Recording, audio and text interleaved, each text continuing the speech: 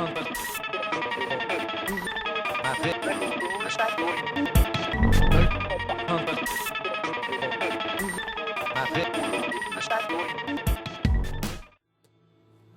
for joining us again.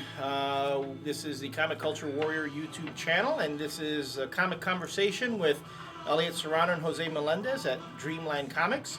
If you've made it this far with us, thank you. Please don't forget to post your comments. I got emails and stuff about the video segments, and I was surprised at the number of professionals who actually were watching this. Jonathan Hickman gave us a shout out, which is great because that's cool that he actually was able to see it, and he liked it. He said he was passing it to his mom.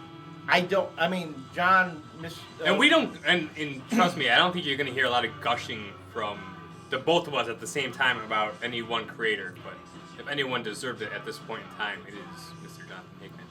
And we're also looking forward to hearing from you guys.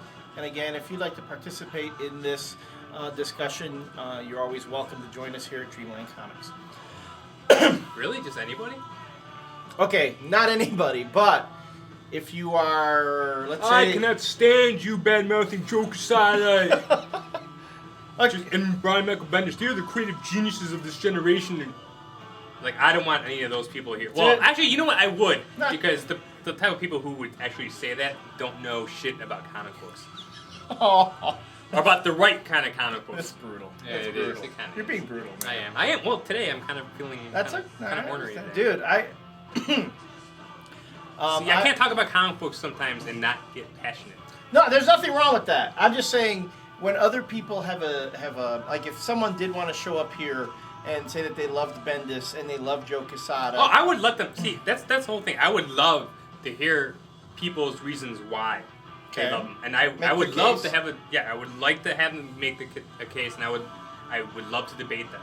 I would not put them down. Well, I would put them down, but mentally, I wouldn't hold them in low regard. I mean, if they love something and they're passionate about it, if you can talk about it in an intelligent manner, and you might be able to convince me of some certain things. Really? No. Okay. Because I was gonna say you hold me in low regard.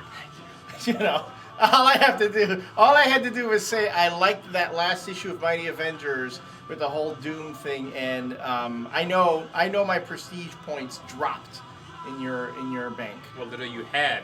The little I had. You had. Yeah. But really quick. Too much secret. This whole secret invasion, little bit of talk, going to be in every single one of these videos this week.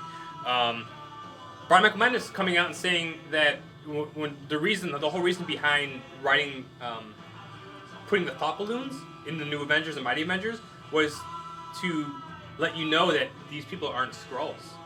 Remember? Did you ever? Yeah, I think that was. Yeah. And now they're saying that now there are Skrulls that have thought balloons.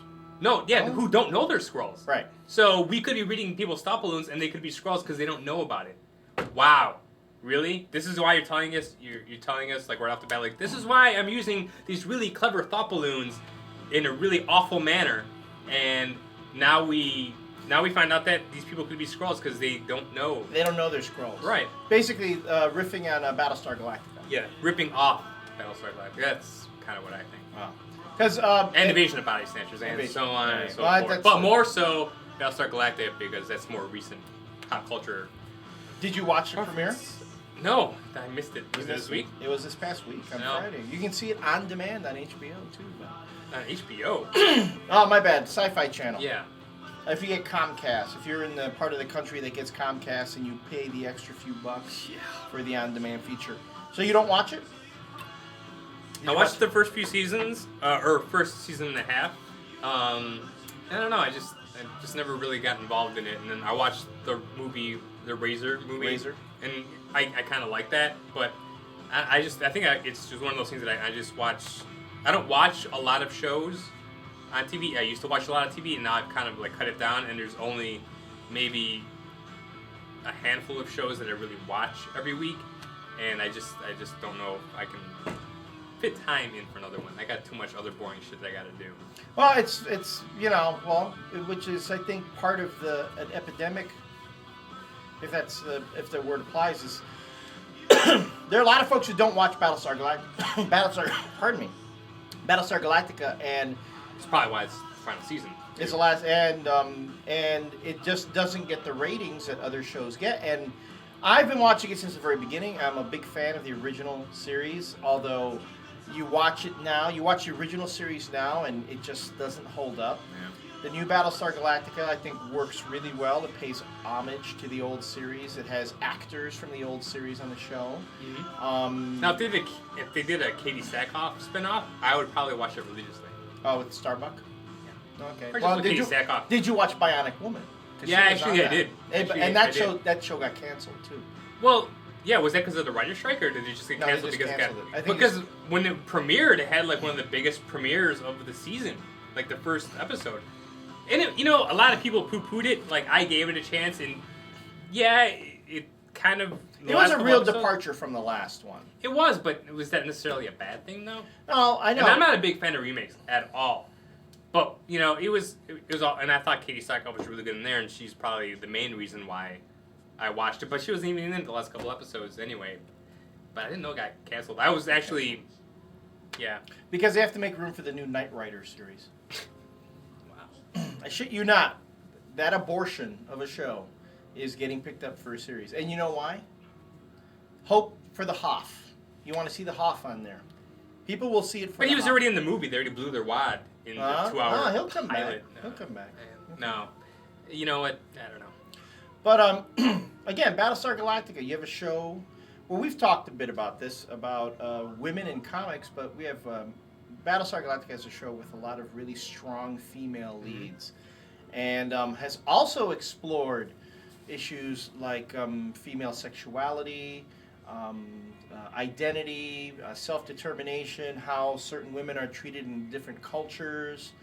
Tricia Helfer started as a supermodel, and I know she's a mighty awesome piece of fine eye candy, but she's also a great actress. Mm-hmm. She's had to play some really that role has put her through a lot, and I'm really impressed with her as an actress.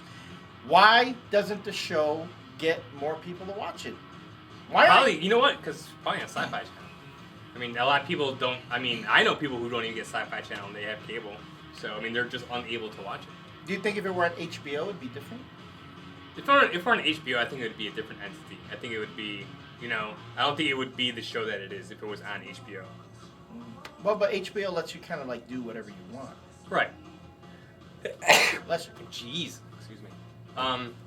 But no, I mean, obviously, if it was able to get more exposure, that would be good for anybody. Because it didn't take off like Buffy did in its third season. Although even Buffy still hasn't risen above cult status. I mean, for it being the cult pop culture phenomenon that many people say it is, the show still didn't get big ratings. And again, that show probably had the same kind of impact as far as feminism goes. As far as Battlestar Galactica, you're talking about like strong women characters, like all the stuff that you just mentioned.